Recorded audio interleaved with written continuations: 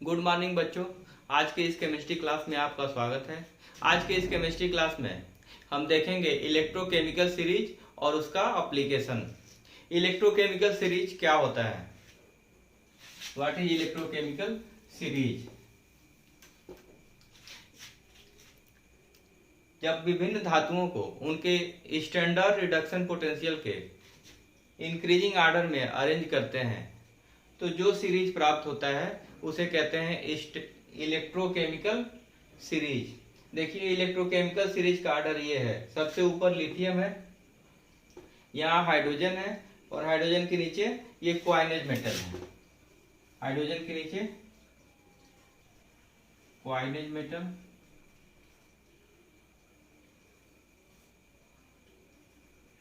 Active metal,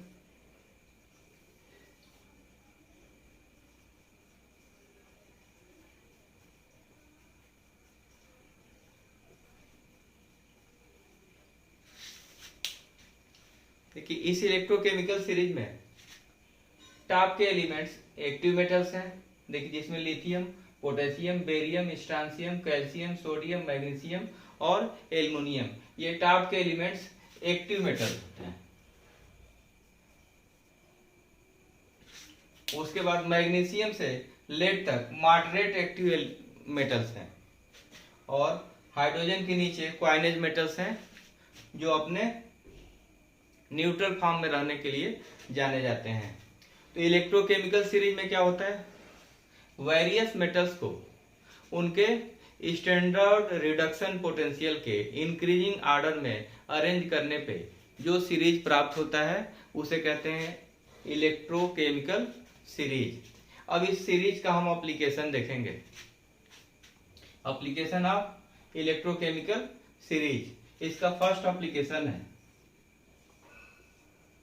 prediction of feasibility of chemical reaction.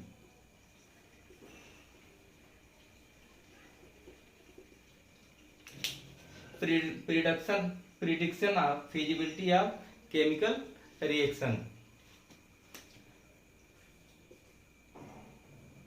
ये देखिए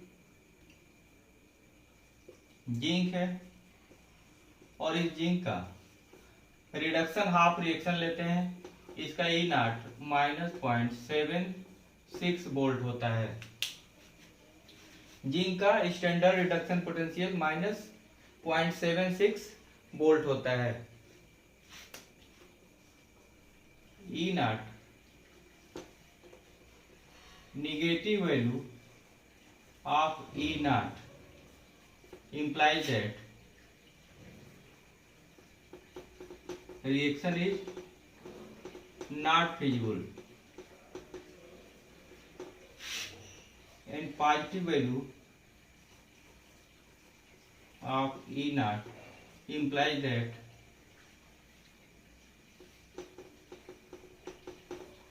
feasible reaction।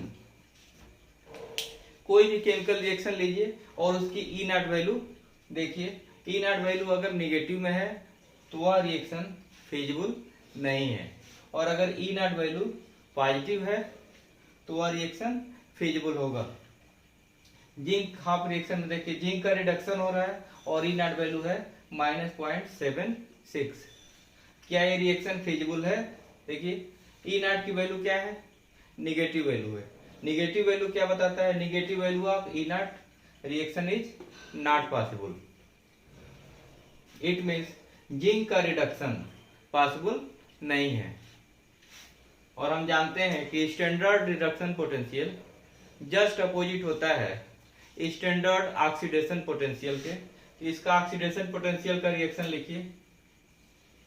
Zinc से बनेगा जिंक 2+, 2 इलेक्ट्रॉन, इसका ई नॉट वैल्यू होगा +0.76 वोल्ट। तो देखिए जिंक आयन में ऑक्सीडेशन हो रहा है और ई नॉट वैल्यू क्या है? 0.76 वोल्ट। ये ई नॉट वैल्यू क्या है? पॉजिटिव वैल्यू है। Positive value of e not indicate that reaction is feasible and E naught negative value of E naught indicates that reaction is not feasible. तो first application इसका electrochemical series का क्या है? Prediction of feasibility of chemical reaction. Negative value of e naught implies that reaction is not feasible. Positive value of e naught implies that reaction is feasible. Zinc के example से हम समझ सकते हैं. Zinc का रिडक्शन का ई not value है minus value बताता है कि reaction is not feasible. Zinc का रिडक्शन फिजिबल नहीं है. जिंक का ऑक्सीडेशन देखिए, ई नॉट का वैल्यू ऑक्सीडेशन के लिए क्या है? पॉजिटिव वैल्यू है. इट मीन्स जिंक का ऑक्सीडेशन फिजिबल रिएक्शन होगा और जिंक का रिडक्शन नॉट फिजिबल रिएक्शन होगा. अब सेकेंड एप्लीकेशन में चलते हैं.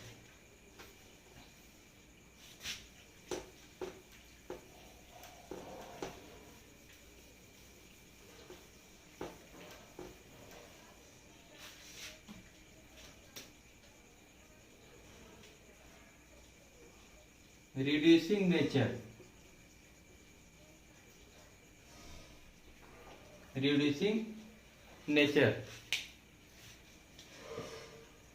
रिड्यूसिंग एजेंट क्या होते हैं? वे सब्सटेंस जिनका रिएक्शन में ऑक्सीडेशन होता है. इलेक्ट्रोकेमिकल सीरीज में स्ट्रांग रिड्यूसिंग एजेंट टॉप में है और वीक रिड्यूसिंग एजेंट बॉटम में है. हाईएस्ट रिड्यूसिंग प्रॉपर्टी लिथियम में होता है और लोवेस्ट रिड्यूसिंग प्रॉपर्टी गोल्ड में होता है. लिथियम अपने इलेक्ट्रॉन रिलीज के लिए जाना जाता है और गोल्ड अपने न्यूट्रल कैरेक्टर के लिए जाना जाता है. यही रीजन है कि गोल्ड नेचर में फ्री स्टेट में पाया जाता है और लिथियम फ्री स्टेट में नहीं पाया जाता है, बल्कि ये अपने पॉजिटिव आयंस के रूप में अपने साल्ट में पाया जाता है. तो सेकेंड एप्लीकेशन क्या है? Reducing nature. टॉप के एलिमेंट बेस्ट रिड्यूसिंग एजेंट हैं और बॉटम के एलिमेंट वीक रिड्यूसिंग एजेंट होता है. हाईएस्ट रिड्यूसिंग प्रॉपर्टी लिथियम में होता है, लोवेस्ट प्रॉपर्टी गोल्ड में होता है. इसके बाद नेक्स्ट एप्लीकेशन है ऑक्सीडाइजिंग नेचर. ऑक्सीडाइजिंग एजेंट कौन होते हैं? वे कंपाउंड जो केमिकल रिएक्शन में रिड्यूस्ड होते हैं ऑक्सीडाइजिंग एजेंट कहलाते हैं. तो इलेक्ट्रोकेमिकल सीरीज में नीचे के एलिमेंट ऑक्सीडाइजिंग के नेचर के लिए जाने जाते हैं और ऊपर के एलिमेंट रिड्यूसिंग नेचर के लिए जाने जाते हैं. लिथियम क्या है? बेस्ट रिड्यूसिंग एजेंट और इसमें गोल्ड क्या है? मोस्ट ऑक्सीडाइजिंग नेचर के लिए गोल्ड जाना जाता है. ये तो मेटल्स के लिए हो गया. नॉन मेटल्स के लिए अलग सीरीज है, उसमें हाईएस्ट ऑक्सीडाइजिंग प्रॉपर्टी फ्लोरीन में होती है. अब हम देखेंगे next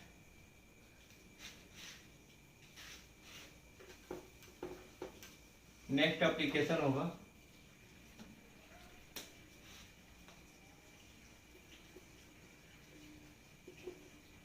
relative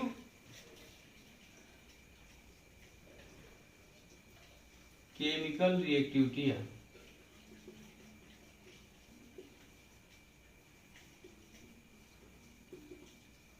metals. Electrochemical series का अगला एप्लीकेशन है relative chemical reactivity of metals. Electrochemical series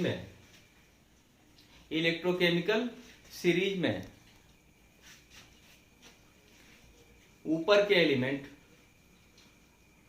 relatively more reactive होते हैं और नीचे के एलिमेंट लेस रिएक्टिव होते हैं. इस इलेक्ट्रोकेमिकल सीरीज में सारे मेटल्स हैं, तो मोस्ट रिएक्टिव मेटल्स लिथियम होता है और लीस्ट रिएक्टिव मेटल्स गोल्ड होता है. एक क्वेश्चन से देखते हैं. Sodium react with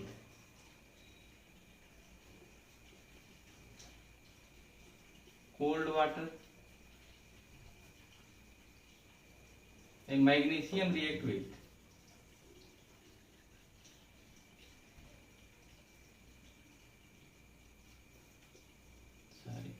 calcium react with cold water but magnesium does not react with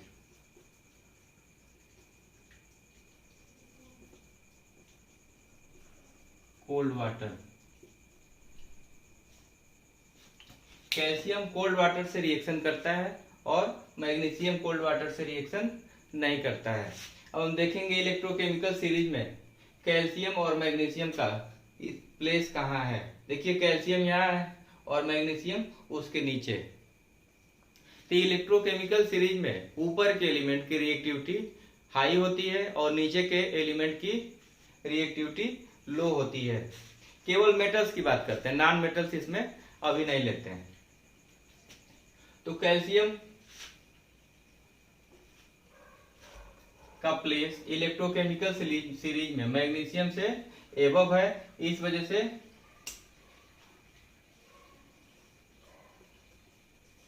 place of calcium is above the place of magnesium. Calcium का प्लेस मैग्नीशियम से ऊपर है, इस वजह से कैल्शियम की रिएक्टिविटी मैग्नीशियम से अधिक होती है। और एक दूसरा रीजन है, मैग्नीशियम अपने ऊपर मैग्नीशियम ऑक्साइड का एक इनर्ट लेयर बना लेता है। इस इनर्ट लेयर से मैग्नीशियम की रिएक्टिविटी कम हो जाती है।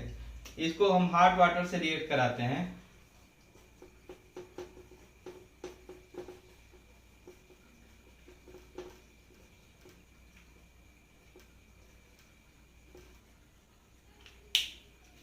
मैग्नीशियम को हॉट वाटर से रिएक्ट कराते हैं तो रिएक्शन होता है, कोल्ड वाटर में रिएक्शन नहीं होता है। कोल्ड हम बताए हैं, पिछले अभी बताए कि मैग्नीशियम के ऊपर मैग्नीशियम ऑक्साइड का एक इनर्ट लेयर बन जाता है जो गर्म करने पर रिमूव हो जाता है और रिएक्शन हो जाता है, जबकि कैल्शियम इस तरह का कोई भी इनर्ट लेयर नहीं बनाता है। तो इस क्वेश्चन के लिए दो आंसर है। फर्स्ट क्या है, place of electrochemical series, calcium का प्लेस मैग्नीशियम के एबव है, हेंस रिएक्टिविटी कैल्शियम की मैग्नीशियम से हाई है। और सेकंड, मैग्नीशियम के अपर सरफेस पर मैग्नीशियम ऑक्साइड का एक इनर्ट लेयर बन जाता है। वह इनर्ट लेयर हार्ड कंडीशन में रिमूव हो जाता है, इसलिए हार्ड कंडीशन में मैग्नीशियम ऑक्साइड H2O के साथ रिएक्ट करता है और कोल्ड कंडीशन में रिएक्ट नहीं करता है। इस प्रकार क्लियर है कि इलेक्ट्रोकेमिकल सीरीज में टॉप के एलिमेंट्स मोस्ट रिएक्टिव होते हैं और बॉटम के एलिमेंट्स लीस्ट रिएक्टिव होते हैं।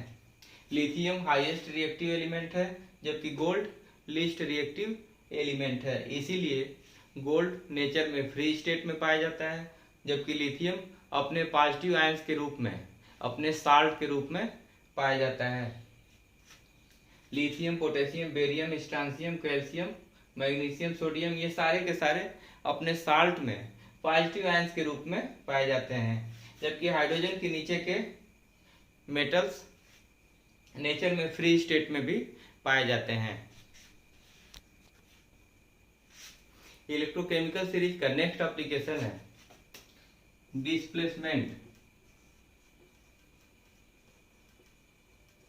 Displacement of one metal by another metal।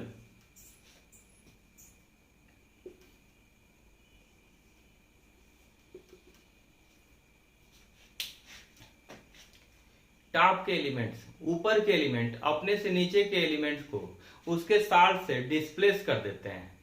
दूसरे शब्दों में हम कह सकते हैं कि ऊपर के एलिमेंट ऑक्सीडाइज हो जाते हैं और नीचे के एलिमेंट रिड्यूस्ड हो जाते हैं। इसको एक एग्जांपल से हम समझते हैं।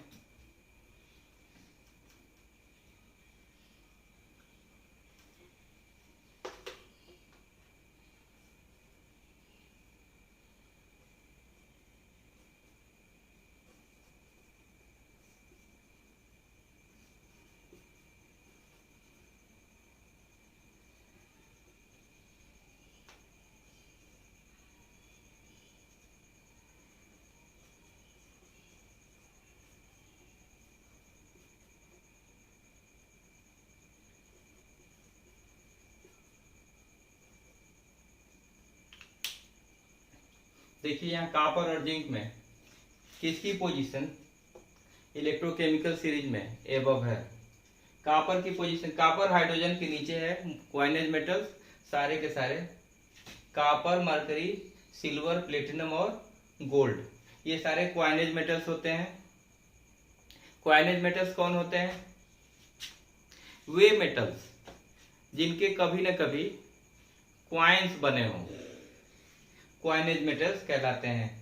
मेनली कॉपर, सिल्वर और गोल्ड, ये अपने क्वाइनेज प्रॉपर्टी के लिए जाने जाते हैं। पुराने समय में कॉपर, सिल्वर और गोल्ड, इनके सिक्के आपने देखे हैं, तो इनसे मिलती जुलती प्रॉपर्टी मरकरी और प्लेटिनम की भी होती है। तो ये सारे क्वाइनेज मेटल्स कहलाते हैं, क्योंकि कॉपर, सिल्वर और गोल्ड इस सीरीज के मेन एलिमेंट हैं और इनसे पुराने समय में सिक्के बनते थे, इस कारण इनको क्वाइनेज मेटल के नाम से जाना जाता है। यहाँ देखिए कॉपर 2+ और ये जिंक, कॉपर और जिंक 2+। इसमें देखिए इलेक्ट्रोकेमिकल सीरीज में जो जिस एलिमेंट की पोजीशन एबव होगी उसका ऑक्सीडेशन होगा और जिस एलिमेंट की पोजीशन बिलो होगी उसका रिडक्शन होगा। या एबव के एलिमेंट एनोड बनते हैं और बिलो एलिमेंट्स कैथोड बनते हैं। कॉपर का पोजीशन नीचे है तो इसका रिडक्शन होगा, ये कैथोड बनेगा। और जिंक का पोजीशन कॉपर से ऊपर है तो जिंक क्या बनेगा? एनोड। और अगर ऐसा नहीं होता है, अगर ये रिएक्शन लेते हैं, इसको इस रूप में लिखें,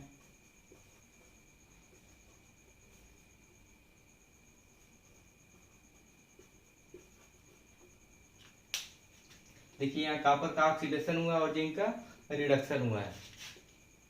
इलेक्ट्रोकेमिकल सीरीज में कॉपर का स्थान नीचे है और जिंक का ऊपर है। ऊपर के एलिमेंट का क्या होता है? ऑक्सीडेशन, और नीचे के एलिमेंट का क्या होता है? रिडक्शन। तो यहाँ उस तरह का नहीं है, ऊपर के एलिमेंट का ऑक्सीडेशन नहीं हो रहा है, यहाँ नीचे के एलिमेंट का ऑक्सीडेशन। कॉपर इलेक्ट्रोकेमिकल सीरीज में जिंक से नीचे है, देखिए कॉपर ये है और जिंक ये। इलेक्ट्रोकेमिकल सीरीज में जिंक ऊपर है और कॉपर नीचे। ऊपर के एलिमेंट का ऑक्सीडेशन और नीचे के एलिमेंट का रिडक्शन अगर नहीं है तो वह रिएक्शन पॉसिबल नहीं है। या ऊपर के एलिमेंट अपने से नीचे के एलिमेंट को उनके साल्ट से डिस्प्लेस कर देते हैं। तो देखिए कॉपर सल्फेट के साल्ट से जिंक ने कॉपर को डिस्प्लेस कर दिया। इसको इस तरह से भी लिख सकते हैं, कॉपर सल्फेट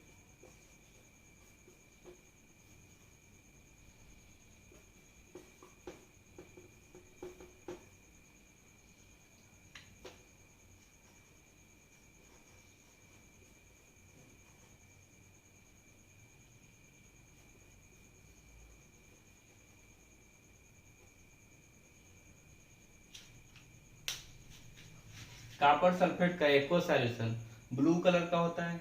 तो कॉपर सल्फेट के एक्व सॉल्यूशन में जिंक रॉड डिप करने पर कॉपर सल्फेट का ब्लू कलर डिसअपीयर हो जाता है। इसका रीजन कॉपर सल्फेट से कॉपर डिस्प्लेस हो गया। यहाँ कॉपर 2+ स्टेट में है, कॉपर देखिए कॉपर 2+ स्टेट में है और कॉपर 2+ हाइड्रेटेड फॉर्म में ब्लू कलर का होता है और जिंक 2+ कलरलेस होता है। तो यहां से एक क्वेश्चन बनता है कि कॉपर सल्फेट के सॉल्यूशन में जिंक रॉड डालने पर कॉपर सल्फेट का ब्लू कलर डिसअपीयर हो जाता है। क्यों? तो इलेक्ट्रोकेमिकल सीरीज में जिंक कॉपर से ऊपर है, जिंक कॉपर सल्फेट से कॉपर को डिस्प्लेस कर देता है, या दूसरे शब्द में कॉपर सल्फेट से कॉपर को रिड्यूस कर देता है। कॉपर 2+ का कॉपर में रिडक्शन हुआ और जिंक का जिंक 2+ में ऑक्सीडेशन। ऊपर के एलिमेंट एनोड बनते हैं और नीचे के एलिमेंट कैथोड बनते हैं। देखिए कॉपर का रिडक्शन हुआ है और जिस इलेक्ट्रोड पर रिडक्शन होता है वह क्या कहलाता है? कैथोड। और जिस इलेक्ट्रोड पर ऑक्सीडेशन होता है वह कहलाता है एनोड। तो इलेक्ट्रोकेमिकल सीरीज में जिनकी पोजीशन ऊपर होती है अपने से नीचे के एलिमेंट को उनके साल्ट से डिस्प्लेस कर देते हैं। दूसरे शब्दों में ऊपर के एलिमेंट का ऑक्सीडेशन होता है और नीचे के एलिमेंट का रिडक्शन होता है। और अगर ऐसा नहीं है तो वह केमिकल रिएक्शन फिजिबल नहीं होगा। तो ये आपको क्लियर हो गया होगा displacement of one metal by another. इसके बाद हम देखेंगे next application,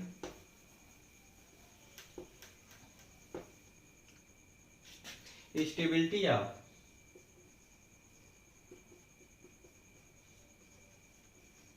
metal oxide.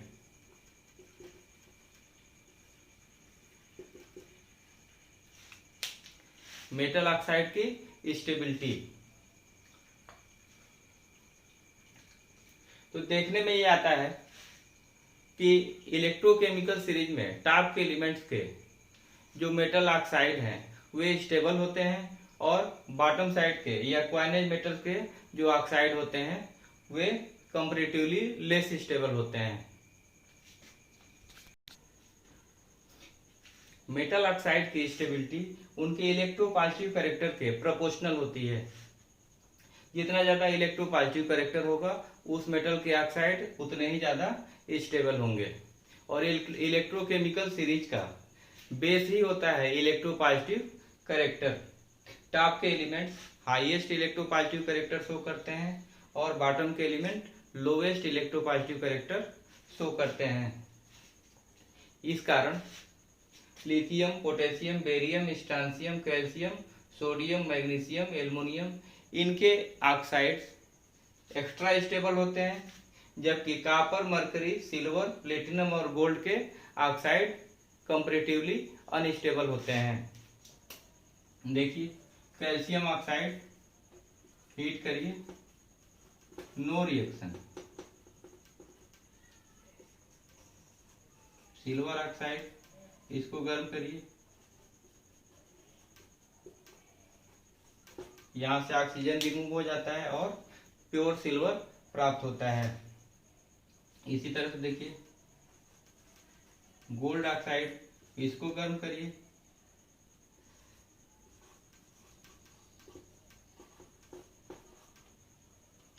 Gold oxide को गर्म करने पर इसके ऑक्सीजन रिमूव हो जाते हैं और प्योर गोल्ड प्राप्त होता है।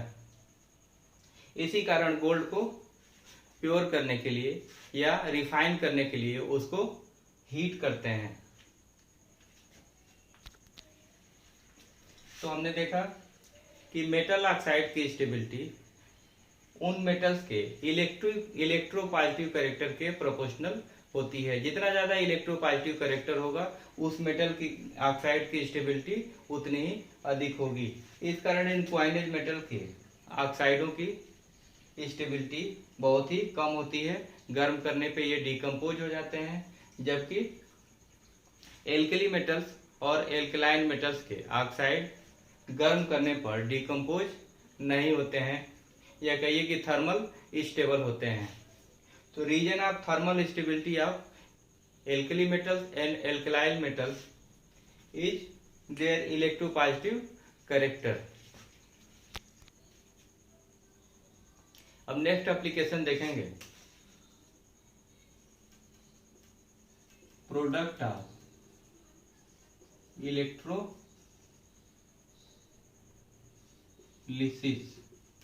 इलेक्ट्रोलिसिस में क्या प्रोडक्ट बनेगा? तो हम जानते हैं कि एनोड पे ऑक्सीडेशन होता है और कैथोड पे रिडक्शन होता है। अब देखते हैं, एक एग्जांपल से समझते हैं। NaCl molten state without H2O, यहाँ Na प्लस और Cl माइनस रहेंगे। एट एनोड, एनोड पर क्या रिएक्शन होगा? इलेक्ट्रोकेमिकल सीरीज में हमने पिछले लेक्चर में देखा था इलेक्ट्रोलिटिक सेल। एनोड पर पॉजिटिव चार्ज होता है और कैथोड पर निगेटिव चार्ज होता है। तो एनोड पर कौन से आयन जाएंगे? निगेटिव आयन जाएंगे। Anode positive terminal,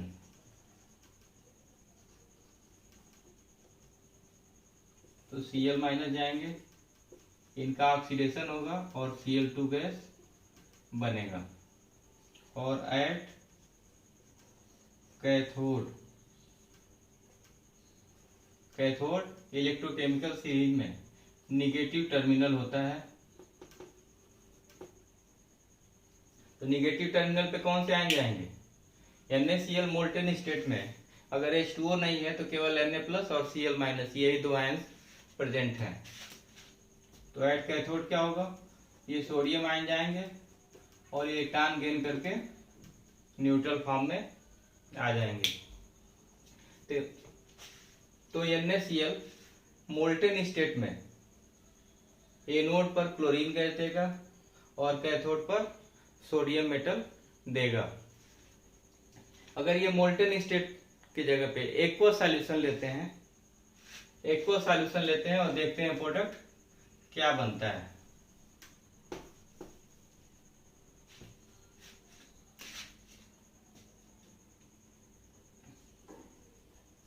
NaCl aqueous, तो अब आयन हो जाएंगे Na plus, Cl minus, H plus और OH माइनस।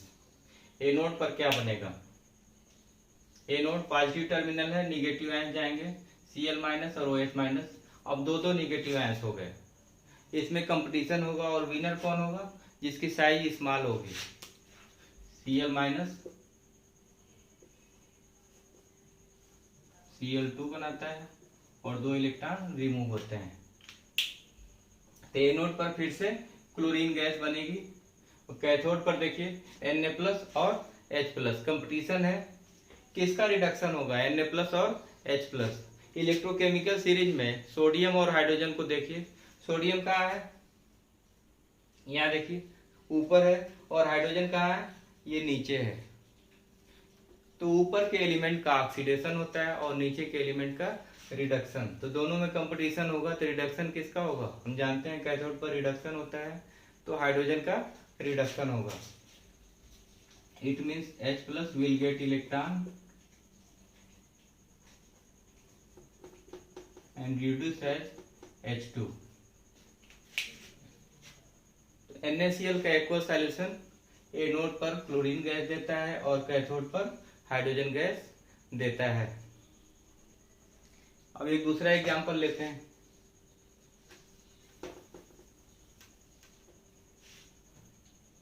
कॉपर सल्फेट का एक्वस सॉल्यूशन लेते हैं। कॉपर सल्फेट का एक्वस सॉल्यूशन, इसमें कौन कौन से आएंगे? Copper ion, sulphate ion, H plus और OH माइनस।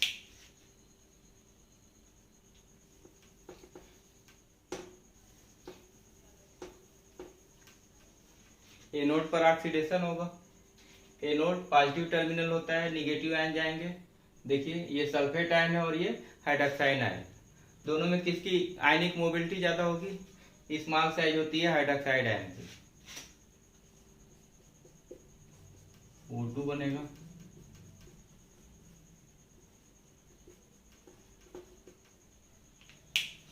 ऑक्सीजन गैस बनेगा और ये 4 इलेक्ट्रॉन रिमूव होंगे।